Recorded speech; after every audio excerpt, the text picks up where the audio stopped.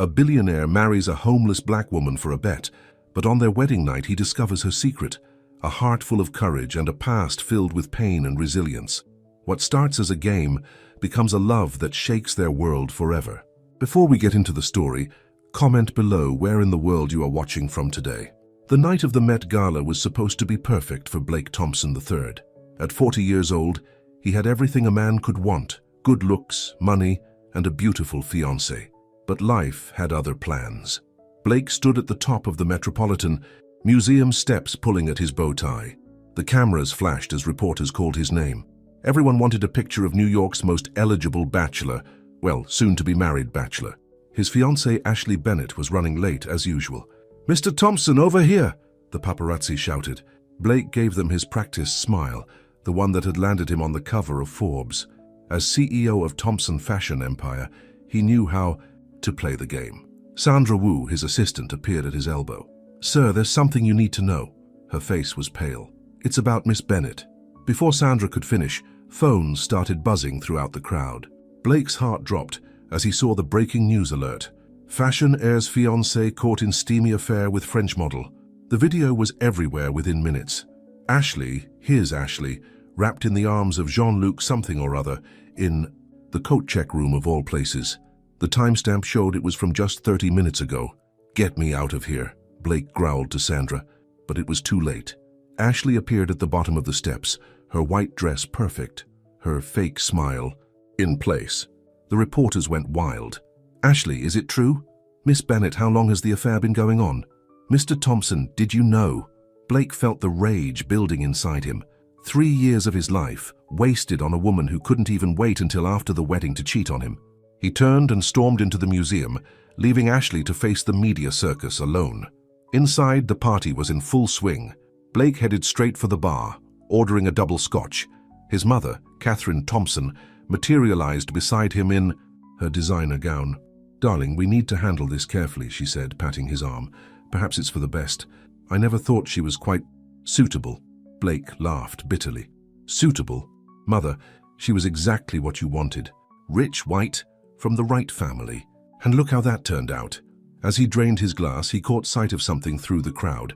A young black woman was quietly arranging flowers in a corner, her movements graceful and focused.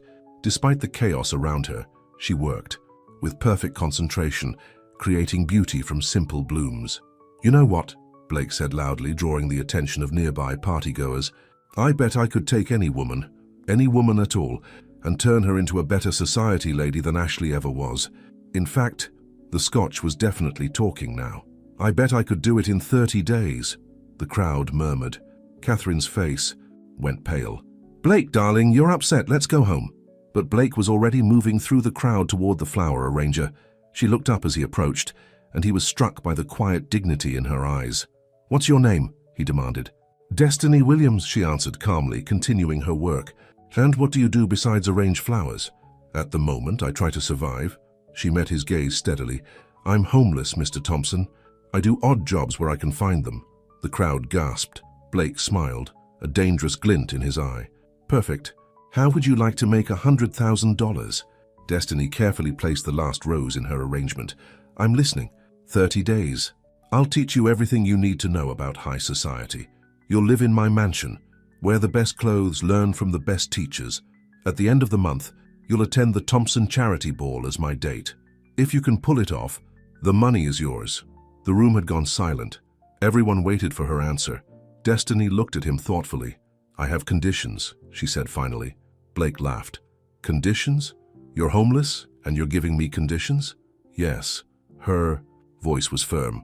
"Half the money goes to creating a foundation for homeless women, and I want it in writing, that I maintain full control over my own decisions during these 30 days. I won't be your puppet, Mr. Thompson." Blake stared at her, impressed despite himself. "Done. We start tomorrow." As the crowd erupted in excited chatter, Catherine grabbed Blake's arm. "Have you lost your mind? What will people say?" Blake watched as Destiny returned to her flowers, ignoring the whispers around her. "They'll say whatever they want, Mother, but I think we're about to give them something new to talk about." What no one knew, not even Blake himself, was that this drunken bet was about to change everything, not just for him and Destiny, but for the entire world of New York high society.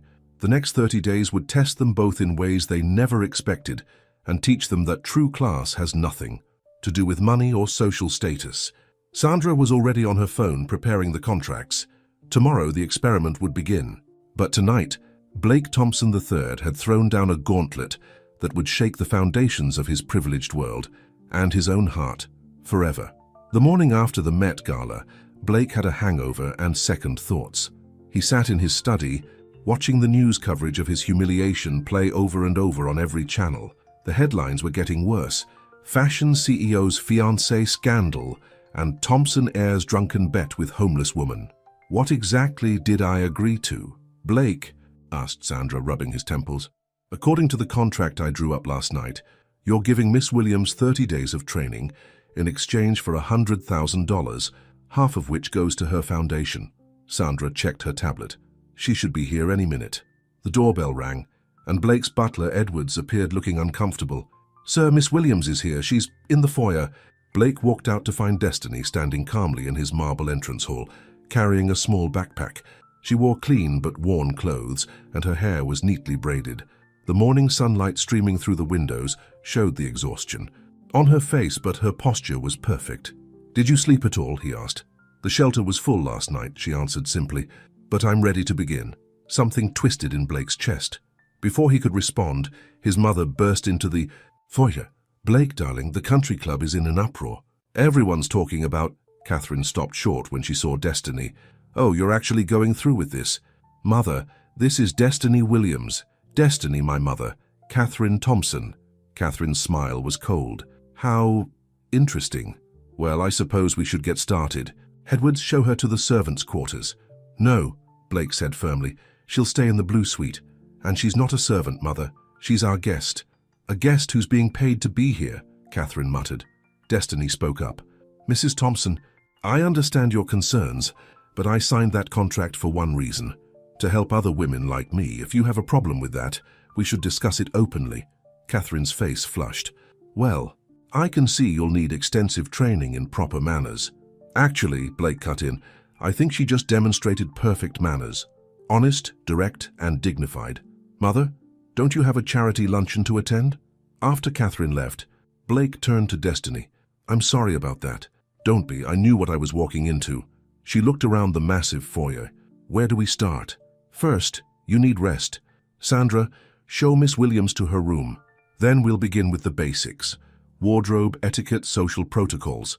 As Sandra led Destiny upstairs, Blake's sister Olivia came running down. Is she here? I want to meet her. She caught sight of Destiny and grinned.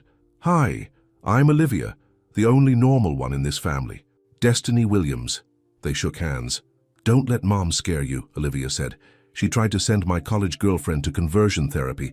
Now we're married, and Mom pretends Jane is just my roommate. For the first time, Destiny smiled. It transformed her whole face, and Blake found himself staring. Thank you, she said to Olivia. It's good to know I have at least one ally here. Once Destiny was settled in her room, Blake called an emergency meeting with his staff. The servants gathered in the kitchen, looking uncertain. Miss Williams is our guest, he announced. She will be treated with the same respect you show any member of this family, is that clear? The staff nodded, but Blake saw the looks they exchanged. He knew what they were thinking. This was just another rich man's game, using a poor woman for entertainment. They were wrong, but it would take time to prove it. Later that afternoon, Blake knocked on Destiny's door. Ready to begin? She opened the door, and he was surprised to see she'd already showered and changed into simple clothes from her backpack. Her hair was now in a neat bun, and despite her obvious tiredness, her eyes were alert. Before we start, she said, I need you to understand something. I'm not ashamed of who I am or where I come from. If this is about erasing me to create some perfect society, lady, you've made a mistake. Blake considered her words. What if it's about showing everyone that true class isn't about where you come from, but who you are? Then maybe we both have something to learn. She stepped into the hallway. All right, Mr. Thompson, show me your world. As they walked downstairs, neither of them noticed Catherine watching from her sitting room, her phone pressed to her ear. Ashley? Yes, she's here. No, this won't do at all. We need to handle this situation carefully. Meet me at the club in an hour. The game was on, but it wasn't just about a bet anymore. In the Thompson mansion, the battle lines were being drawn. Between old money and new spirit, between prejudice and progress, between a man's wounded pride and a woman's quiet strength. And in the middle of it all, two people who thought they knew exactly what they wanted were about to discover how wrong they were. The first week at Thompson Mansion was unlike anything Destiny had ever experienced. Every morning started at 7 sharp with Edwards knocking on her door. Then came a whirlwind of lessons that left her head spinning. No, no, no. The etiquette coach, Mrs. Whitmore, tapped her ruler on the dining table. The fish fork goes on the outside. And your posture, shoulders back. Destiny adjusted the silverware again, fighting exhaustion. She hadn't slept well in days. The bed in the blue suite was too soft, too different from the hard shelter cots she was used to. That's enough for today, Blake interrupted, entering the dining room. He'd been watching Destiny's lessons from his study, and he couldn't help but notice the dark circles under her eyes. Mrs. Whitmore protested, "But Mr. Thompson, we haven't even covered the proper way to eat soup." I said that's enough. Blake's tone left no room for argument. After the coach left, Destiny slumped in her chair. "I didn't ask for your help. I know, but you need rest. This isn't a sprint, it's a marathon." She looked at him curiously. "Why are you being nice to me? This whole thing started because you wanted to prove a point." Before Blake could answer, Catherine burst into the room. "Blake, darling, we have a situation. The country club board is meeting today about, well," she glanced at Destiny. "They're concerned about certain new elements in our social circle." "You mean they don't want a homeless black woman at their precious club?" Destiny said calmly, standing up. "Don't worry, Mrs. Thompson, I'm used to people like that." "Now see here," Catherine bristled. "If you're going to be part of this experiment, you need to learn your place." "Mother," Blake's voice was sharp, "Destiny's right, and if the club has a problem with my guest, they can take it up with me directly." After Catherine stormed out, Destiny turned to Blake. "You don't have to fight my battles." "I know, but maybe I want to." Their eyes met, and something shifted in the air between them. The moment was broken by Sandra rushing in. "Sir, there's a problem. The press is outside. Someone leaked photos of Destiny's first etiquette lesson." Blake cursed. "How did they—" He stopped, remembering how his mother had been on her phone all morning. Destiny walked to the window. Sure enough, photographers were crowded at the gates. The headlines would be brutal tomorrow. "I can't do this," she said quietly. "I can't be what they want me to be." "No," Blake said, moving to stand beside her, "but you can be better. Show them who you really are." That afternoon, Blake cancelled all of Destiny's lessons. Instead, he took her to the mansion's music room. "Sandra told me you used to play piano at Juilliard," he said. "Show me." Destiny hesitated, then sat at the grand piano. Her fingers touched the keys, and suddenly, the room filled with Chopin. Blake watched in amazement as she played, her face transformed by the music. When she finished, he was quiet for a long moment. "That's what real class looks like," he said finally. "Not their rules or their manners. That grace you have when you play, that's what we need to show them." "I haven't played in so long," Destiny admitted. "After my mother got sick, I had to sell my piano to pay the medical bills. Then when she died," she stopped, fighting tears. Without thinking, Blake reached out and took her hand. "The piano is yours. Practice whenever you want. I don't need your charity." "It's not charity, it's an investment in who you really are." That night, Catherine met Ashley at an exclusive restaurant downtown. "The plan isn't working," Ashley complained. "Instead of being humiliated, she's actually winning him over." "Patience, dear," Catherine smiled. "I've invited some special guests to tomorrow's dinner party. Let's see how our little Cinderella handles real pressure." Back at the mansion, Destiny couldn't sleep again. She made her way to the music room and began to play softly. On the floor above, Blake lay awake, listening to the gentle music floating up through the floors. Neither of them realized it yet, but the bet was becoming something else entirely. As the piano notes drifted through the dark house, old walls were starting to crumble. Walls of prejudice, of pride, of pretense, and somewhere in that music, two hearts were learning a new rhythm. The next evening, the Thompson mansion buzzed with activity. As staff prepared for Catherine's monthly dinner party, Destiny stood in her room, staring at the dress Blake had sent up. A simple black cocktail dress that probably cost more than a year's rent in her old life. Olivia burst in, already dressed for dinner. "Need help? Mum's invited half the country club board tonight. She's up to something." "I know," Destiny said, slipping into the dress. "She wants me to fail." "Well, we're not going to let that happen." Olivia grinned and pulled out a makeup bag. "Let's show them what you're made of." Downstairs, Blake greeted the first arrivals, Mr. and Mrs. Wellington from the club board. "Catherine tells us you have a special guest staying with you," Mrs. Wellington said with a thin smile. "Yes, Destiny Williams. I believe you'll find her quite remarkable." Blake kept his tone pleasant, but his eyes were hard. The guests filed in, all designer dresses and fake smiles. Then Ashley arrived wearing a red dress that screamed for attention. "Blake, darling," she called out, "your mother insisted I come." Blake's jaw tightened. Before he could respond, a murmur went through the crowd. Destiny was descending the main staircase, and every head turned to watch. The simple black dress fit her perfectly. Her hair was elegantly styled, and she moved with natural grace, but it was her eyes that caught everyone's attention. Proud, confident, and completely unafraid. "She cleans up well," Ashley said loudly. "Almost like a real lady." Destiny reached the bottom of the stairs and smiled. "Thank you, Ashley. Coming from someone who cheats on their fiancée in coat check rooms, that's quite a compliment." The crowd gasped. Blake hid a smile behind his hand. Catherine quickly intervened. "Let's all move to the dining room, shall we?" The seating was clearly arranged to make Destiny uncomfortable, placed between the stuffiest board members. But as the first course arrived, she handled everything perfectly.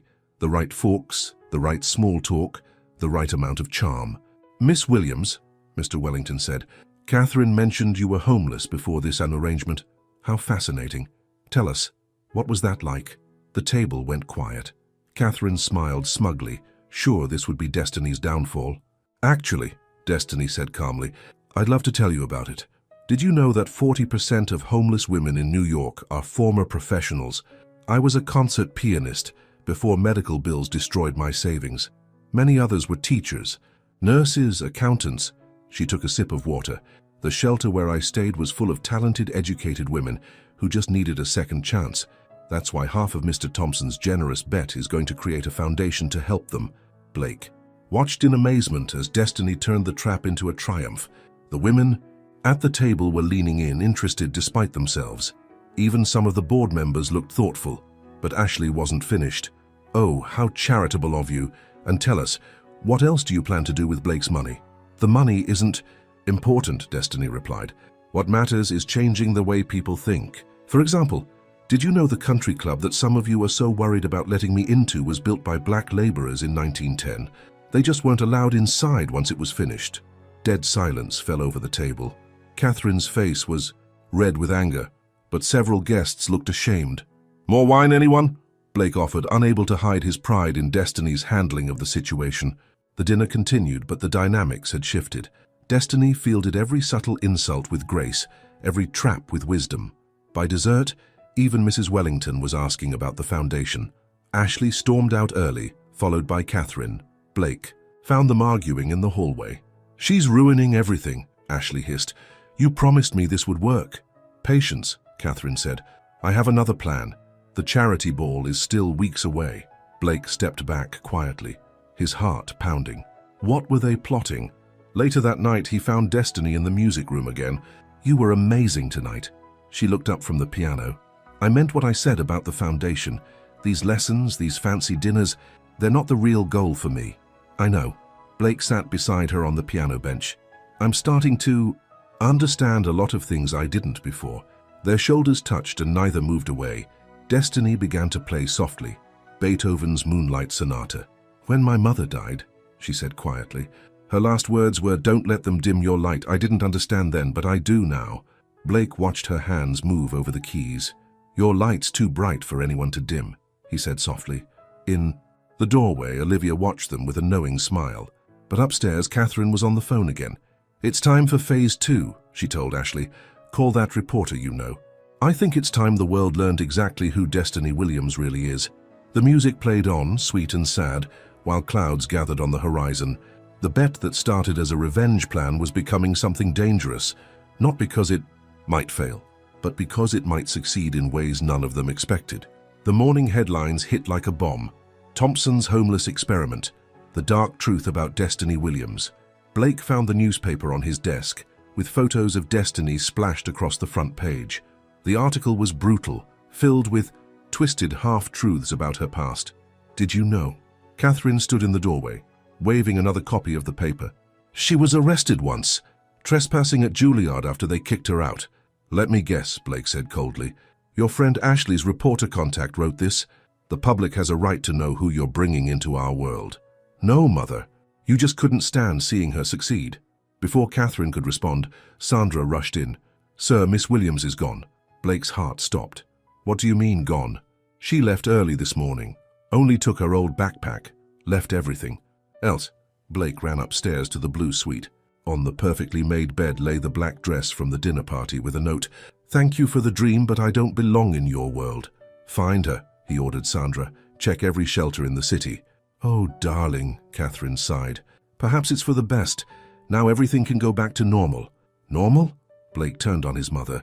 You mean back to our privileged bubble, where we pretend people like Destiny don't exist, where we judge everyone by their bank account instead of their character. I was trying to protect you.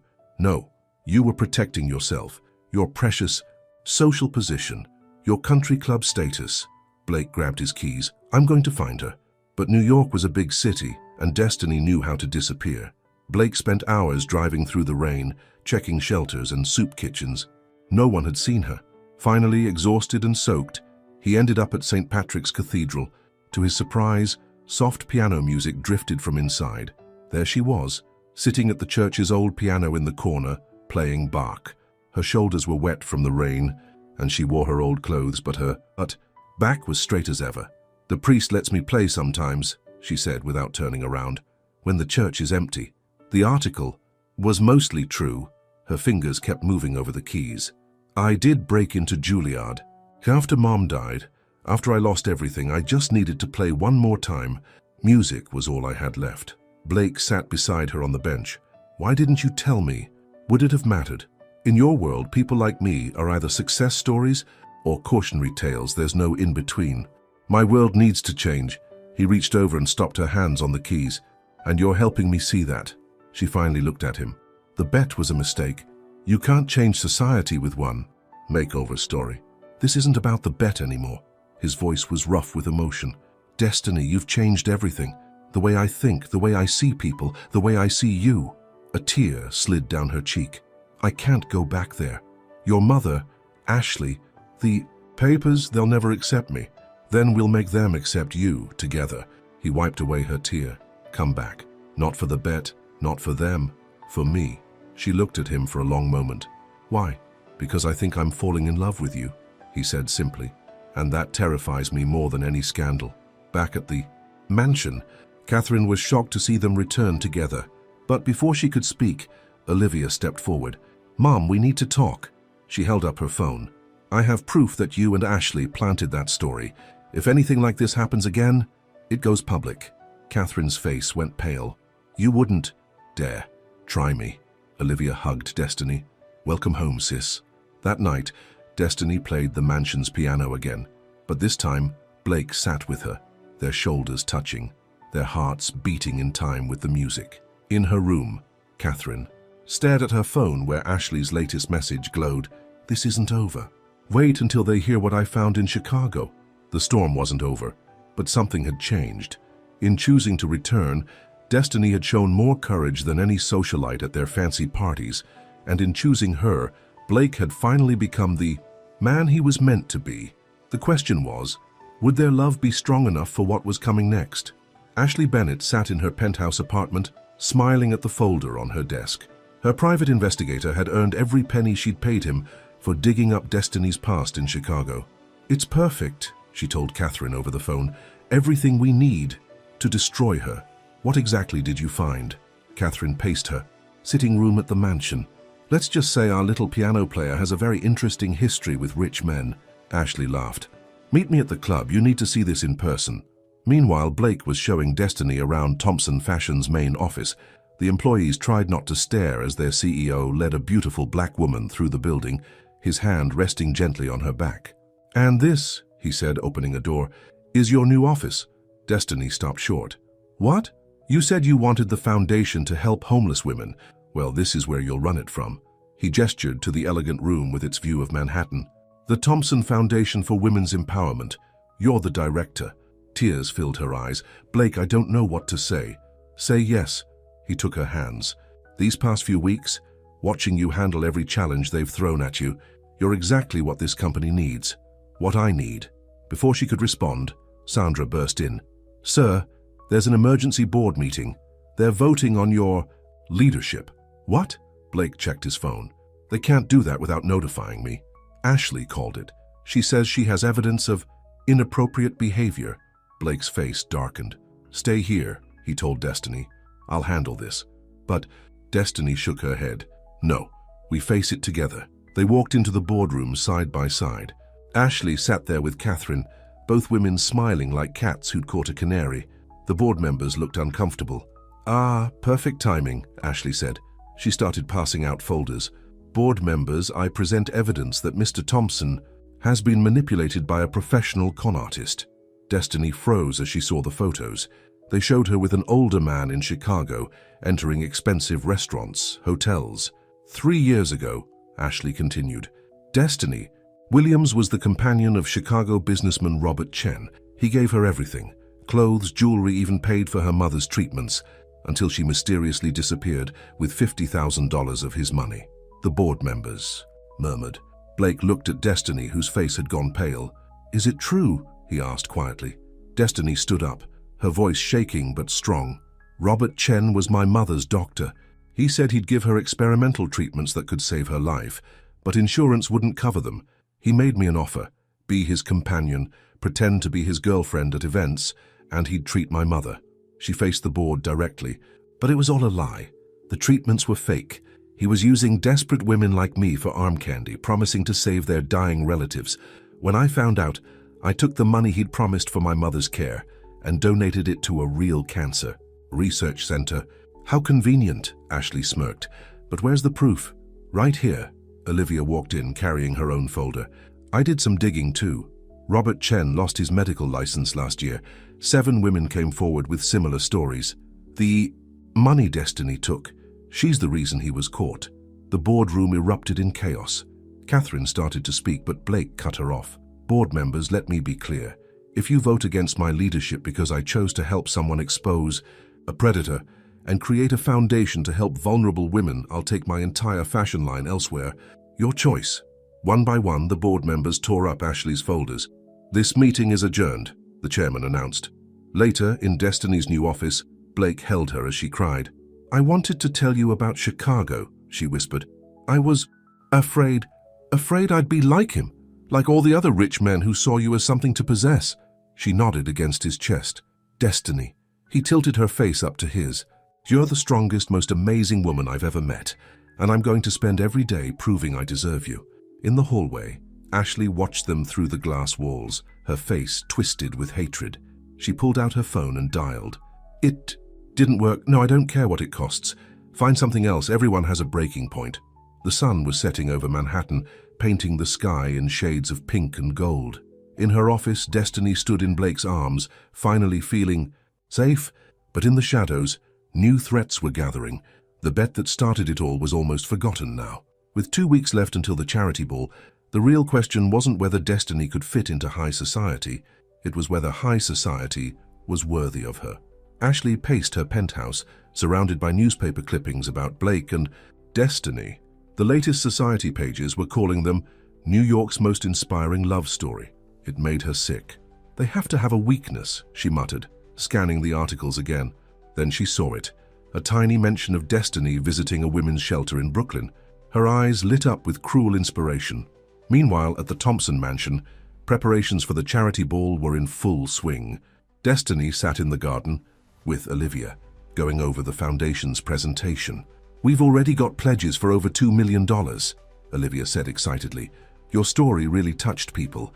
Even some of the country club board members are donating." "I still can't believe it." Destiny looked around the beautiful garden. "A month ago, I was arranging flowers for these people. Now I'm running a foundation and dating the most eligible bachelor in New York," Olivia teased. "Speaking of which, Blake's been acting weird lately, all secretive." Before Destiny could respond, Sandra appeared. "Miss Williams, there's someone here to see you. Says she's from your old shelter."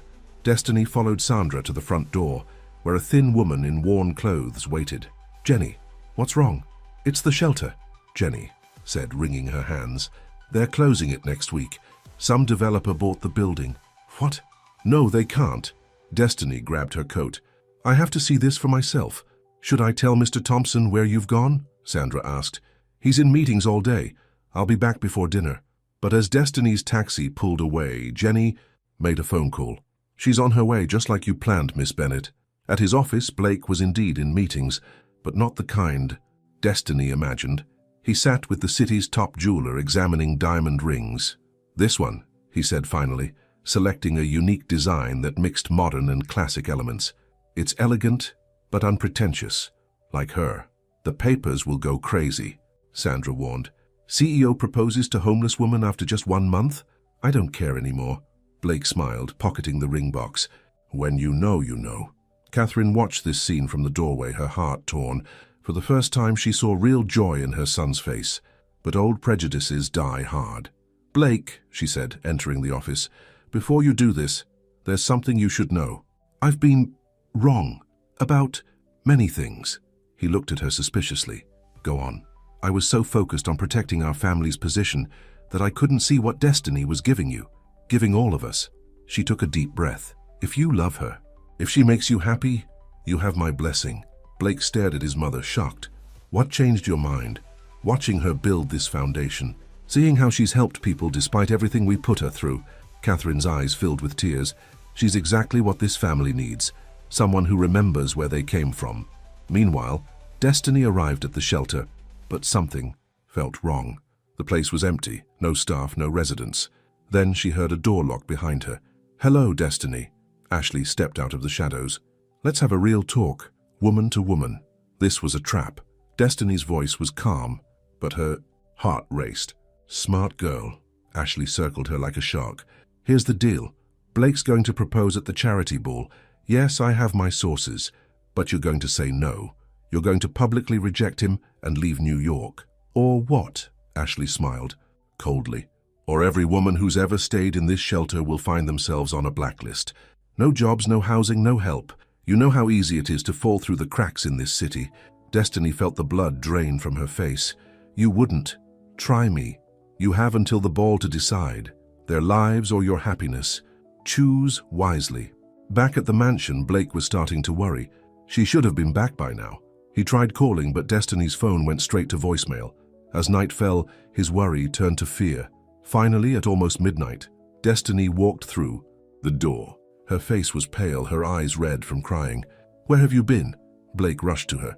I was about to call the police. I just needed time to think. She wouldn't meet his eyes. Blake, I think we need to slow things down. What? Why? Please, her voice broke. Just trust me. She fled upstairs, leaving Blake confused and hurt. In her room, Destiny sat at her window, tears falling as she looked at the city lights. On her phone was a text from Ashley. Tick-tock. 1 week until the ball. Make the right choice. The moon rose over Manhattan, casting shadows over secrets and lies, love and sacrifice. In 1 week, everything would change, but no one, not even Ashley, could predict exactly how. The week before, the charity ball felt like the longest. So of Blake's life, something was wrong with Destiny. She barely spoke to him, avoided being alone with him, and spent hours at the foundation office. I don't understand, he told Olivia over coffee. Everything was perfect. Now she's pulling away. Olivia watched her brother fidget with the ring box he'd been carrying everywhere. Have you asked her what's wrong? She keeps saying she's fine, just busy with the ball preparations. But Destiny wasn't fine. Every night she lay awake, Ashley's threat echoing in her mind. During the day, she threw herself into foundation work, visiting shelters and meeting with women whose lives could be destroyed if she made the wrong choice. Catherine noticed the change too. One afternoon, she found Destiny crying in the music room. My dear, Catherine said softly, what's troubling you? Destiny quickly wiped her eyes. Nothing, Mrs. Thompson, I'm fine. No, you're not. Catherine sat beside her on the piano bench. I know I've been difficult, but I see how much you love my son. And more importantly, I see how much he loves you. Sometimes love isn't enough, Destiny whispered. That's Ashley talking, not you. When Destiny's head snapped up in surprise, Catherine smiled grimly. I know her too well. What did she threaten you with? Slowly, Destiny told her everything. The trap at the shelter, the ultimatum, the impossible choice. Catherine's face hardened. That vindictive little... Listen to me. Ashley doesn't have half the power she claims, but she knows how to prey on people's fears. I can't risk it. Those women at the shelter, they have nothing. They have you.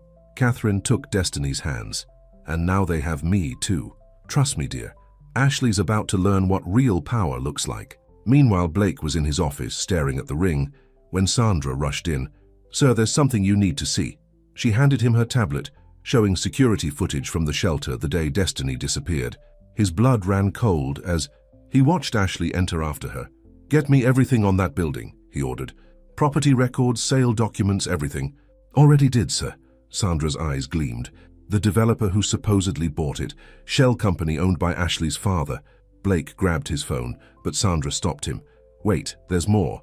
Look who just arrived. On the security feed, Catherine Thompson walked into the shelter, her designer heels clicking on the concrete floor. She carried a large envelope. Across town, Ashley was having lunch with her society friends when Catherine slid into the empty chair at her table. Faster. Hello, dear. Catherine's smile was razor-sharp. We need to talk about the shelter. I have no idea what you mean, Ashley said smoothly. Catherine opened her envelope and began laying down papers. Property records, bank transfers, emails, about blacklisting homeless women.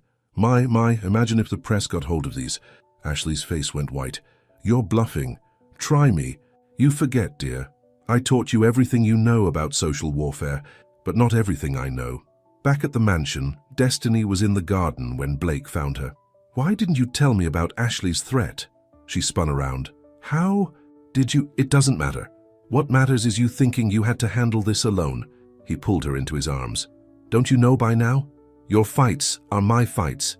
I was trying to protect them, she whispered against his chest. The women at the shelter are safe. Mother's handling Ashley, and the foundation is setting up a program to make sure no one can ever blacklist them again. Destiny looked up at him through tears. Your mother? Apparently she's Team Destiny now. He smiled. She said you taught her that real class means standing up for people who can't stand up for themselves. For the first time in days, Destiny really smiled. I can't believe she did that for me. We'd all do anything for you. Blake took a deep breath, his hand moving to his pocket. Destiny, No. She put her fingers to his lips. Not yet. Ask me at the ball like you planned. I want to remember every detail when I say yes. His eyes lit up. When you say yes. She kissed him softly. Did you really think I could say anything else? Inside the house, Catherine was on the phone. It's handled. Ashley won't be a problem anymore. What did you do? Olivia asked. Let's just say she's taking an extended vacation, far away from New York. Catherine watched through the window as Blake and Destiny walked the garden, hand in hand. I had to protect my future daughter-in-law, didn't I? The charity ball was 2 days away. Destiny's dress hung ready in her room, a gorgeous creation from Blake's best designers. The foundation presentation was prepared. Everything was perfect. But no one saw Jenny, the woman from the shelter, meeting with a desperate Ashley in a dark bar. One last chance, Ashley said, pushing an envelope across the table. And this time, we destroy them both. The Thompson mansion glowed like a fairy tale castle on the night of the charity ball. Crystal chandeliers sparkled, champagne flowed, and New York's elite filled the ballroom in their finest clothes. In the blue suite, Olivia helped Destiny into her gown, a stunning creation, in midnight blue with silver stars that seemed to float as she moved. Blake's going to faint when he sees you, Olivia grinned, adjusting the dress's trailing skirt. If Ashley doesn't ruin everything first. Destiny touched the diamond earrings Blake had given her, her first real jewelry. Ashley's been handled. Remember? Tonight is your night? Downstairs, Blake paced nervously, the ring box heavy in his pocket. The foundation's presentation would come first, then the dancing, and then at midnight under the garden lights, he would propose. Catherine approached him, elegant in silver grey. Darling, you're wearing a path in the marble. What if She'll say yes. Catherine squeezed his arm. Now stop fidgeting, you look like a schoolboy at his first dance. The guests were arriving in force. The country club board members, society matrons, business leaders, all curious to see the woman who had captured Blake Thompson's heart. And then Destiny appeared at the top of the stairs. The room fell silent. She was radiant, regal, her simple elegance putting every other woman's designer gown to shame. As she descended, Blake moved to meet her, taking her hand. "You're beautiful," he whispered. "Ladies and gentlemen," the announcer called, "Miss Destiny Williams, director of the Thompson Foundation for Women's Empowerment." Applause filled the room. Genuine applause, not the polite society kind. Destiny had won them over one by one with her grace and determination. The foundation presentation was a triumph. Destiny spoke from the heart about second chances and the power of community. When she finished, the donation pledges had doubled. "Dance with me," Blake said, leading her to the floor as the orchestra began to play. They waltzed together, lost in their own world. Even the society photographers stopped taking pictures, caught up in the romance of the moment. But in the shadows, Jenny from the shelter watched, Ashley's envelope burning in her purse. The plan was simple. Wait until Blake's proposal, then expose everything. Only it wasn't going according to plan. As Jenny watched Destiny dance, saw the joy and love radiating from her face, something broke inside her. "I can't do it," she whispered, pulling out her phone. "I'm sorry, Miss Bennett. Find someone else." Ashley's voice was ice cold. Too late. Plan B. The music stopped. Ashley herself walked into the ballroom, wearing blood red and carrying a microphone. "Ladies and gentlemen," she announced, her voice echoing, "before my ex-fiancé makes his big proposal, I think you should all know the truth." Blake started forward, but Destiny squeezed his hand. "No, let her talk. This whole fairy tale romance, it's a lie." Ashley's smile was cruel. "It started as a bet. Blake wagered he could turn any homeless woman into a society lady. Destiny. So that was just a prop in his game of revenge against me," the crowd murmured. Ashley continued, "And sweet, innocent Destiny. She played along for the money, just like she played along with other rich men before." "That's enough." Catherine's voice cut through the whispers. "Ashley, leave now, or I release everything I have on you. Everything." But Ashley pulled out her trump card, a recording on her phone. Blake's drunken voice from the Met Gala. "I bet I could take any woman at all, and turn her into a better society lady than Ashley ever was." Destiny stepped forward, her face calm. "Are you finished?" Ashley faltered. This wasn't the reaction she expected. "Yes, it started as a bet." Destiny's voice carried clearly through the silent room. Blake was hurt and angry, and he made a stupid wager. But something wonderful happened instead. She turned to face the crowd. "We fell in love, real love, the kind that changes you, that makes you want to be better, that gives you courage to face anything, even people who try to tear you down, out of jealousy and spite." Blake moved to her side, taking her hand. "The foundation wasn't part of the bet," Destiny continued. "That came from my heart, from knowing what it's like to need help and have nowhere to turn, and every one of you in this room has helped make it reality." She looked at Ashley with pity. "You wanted to destroy us. Instead, you've just proved why this work is so important. Because hurt people, and the cycle has to stop somewhere." The room erupted in applause. Ashley stood frozen as Catherine took the microphone from her hand. "I believe it's time for your extended vacation to begin," Catherine said, softly. "The car is waiting outside." As Ashley fled the ballroom, Blake turned to Destiny. Everything was wrong. The timing, the drama. But his heart couldn't wait another moment. He dropped to one knee. The crowd gasped. And in that imperfect moment, time stood still. The ballroom was silent as Blake knelt before Destiny, holding up a ring that sparkled like starlight. "I had a whole speech prepared," he said, his voice rough with emotion, "about how you changed my life, my heart, my whole world. But the truth is simple." He took a deep breath. "Destiny Williams, I love you. Will you marry me?" Tears sparkled in Destiny's eyes. She looked around the ballroom, at Catherine's encouraging smile, at Olivia's excited grin, at all the society faces that had once seemed so foreign and now looked on with genuine warmth. "Yes," she whispered, then louder, "Yes." The crowd erupted in cheers as Blake slipped the ring onto her finger and pulled her into a kiss. The orchestra started playing, and flower petals fell from the ceiling, Olivia's secret touch. But the night wasn't over yet. "If I may," Destiny said, taking Blake's hand and leading him to the grand piano in the corner, "I have something for you too." She sat at the piano, her midnight blue gown flowing around her like starlit water. The room went quiet again as her fingers touched the keys. The music that filled the ballroom was something entirely new, a piece she had composed herself, weaving together classical training and raw emotion. It told their story in notes and harmonies. The bet, the lessons, the falling in love, the struggles and the triumph. When she finished, there wasn't a dry eye in the house. Blake helped her up and kissed her again, not caring who saw. "That was beautiful," he whispered. "Like you." "I call it From Bet to Forever," she smiled. "I've been working on it every night in the music room." Catherine stepped forward, dabbing her eyes. "My dear, I've been terrible to you. Can you ever forgive me?" "You already proved yourself," Destiny said, hugging her future mother-in-law. "When it mattered most, you chose love over prejudice." The party continued late into the night. The foundation received more pledges than they'd ever dreamed possible. The society pages would call it the most romantic evening in New York history. 6 months later, Destiny stood in the blue suite again, this time in a wedding dress.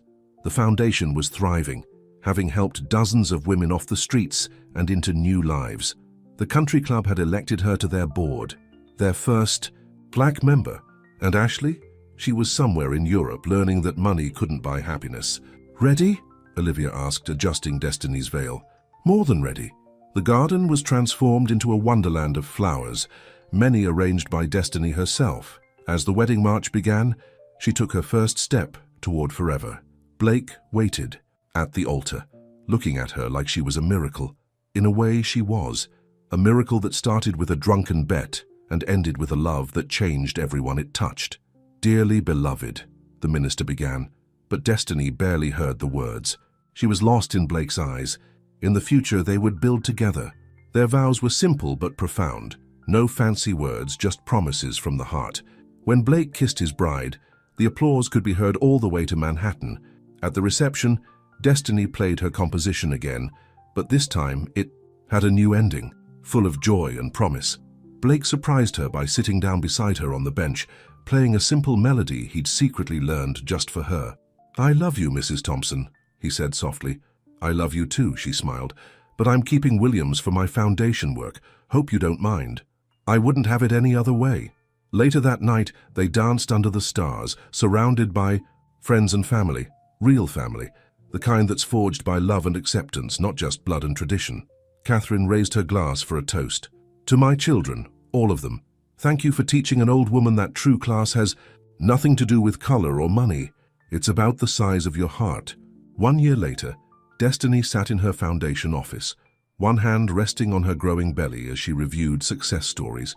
A photo on her desk showed her and Blake at the shelter's new building, now renamed the Williams Thompson Center for Women's Empowerment.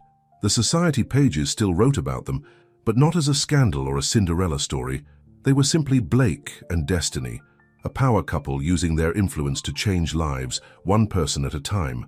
And every night, in the music room of their home, Destiny still played their song, but now it had many new verses, each one a chapter in their ongoing love story. The bet was long forgotten, transformed into something far more valuable, a legacy of love, acceptance, and the power of seeing beyond surface differences to the heart within. As the sun set over Manhattan, Destiny felt her baby kick and smiled. Their child would grow up in a world a little bit better than the one she'd known, a world where bets could become blessings and love could bridge any divide. And that was the greatest happy ending of all, the end.